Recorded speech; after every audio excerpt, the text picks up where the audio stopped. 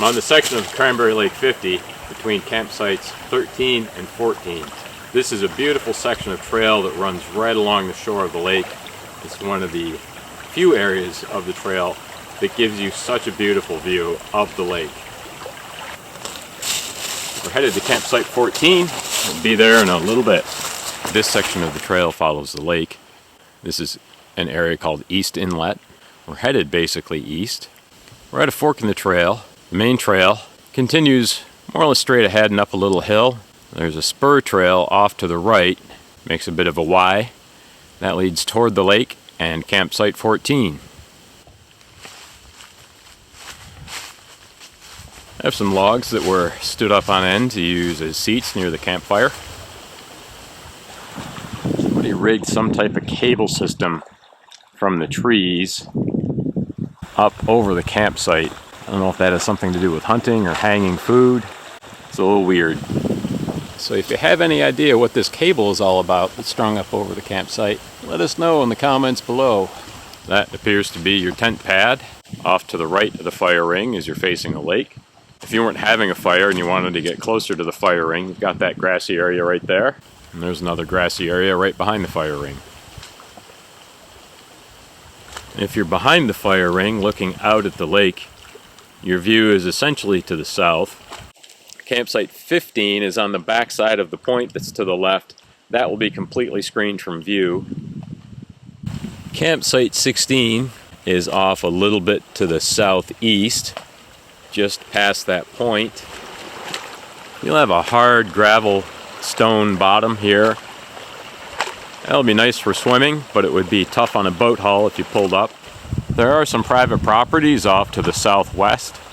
You may be able to see lights from that direction, way off in the distance. There's a long fetch of lake. With prevailing winds coming from the southwest, you can have some big waves building up in here. So off in the distance, you have a log just sticking up out of the water. You can see a bedrock outcrop, which is just barely cresting the top of the water. In the summertime and the spring, when the water is higher, those will be just barely submerged and they're quite hazardous. Very easy to miss and run into those. You'll be able to hear the waves as you sleep here at night. That's really nice. Alright, so you have a couple possibilities for hammocks here. On the west side of the campsite, they're spread out either a little far or a little close.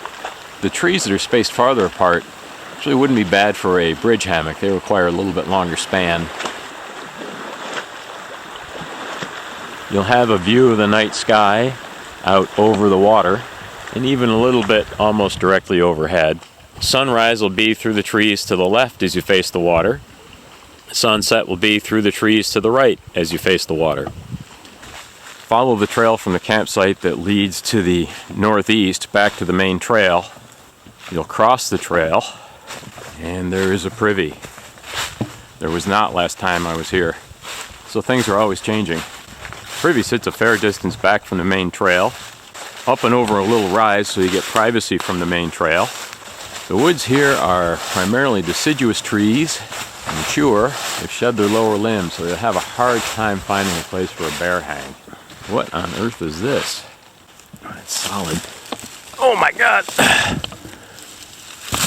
Concrete anchors of some kind. Maybe for somebody's duck blind. I don't know, but those are heavy. I'm not carrying them up. Somebody has a dock stashed here just west of the campsite, a little bit inland from the shore, hidden in the weeds. Not very well. I'm thinking it's hunters because it's all painted camo. If you're walking up to that dock, be careful because there's a board here, 2x4. Looks like it was used for bracing of some type. Got some nasty rusted nails sticking out of it.